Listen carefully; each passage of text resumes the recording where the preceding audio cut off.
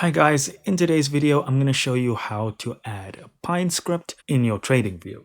So here we are on a TradingView chart, and all you want to do is go to the bottom of the screen where it says Pine Editor.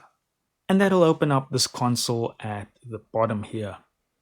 So all we're going to do is go to a notepad or wherever you have your own Pine Script saved, and we are going to just copy and paste it. And this is the exact same Pine script. I just copied and pasted it in here. And you'll see when I open the console here, it'll tell me that nothing has been modified or changed.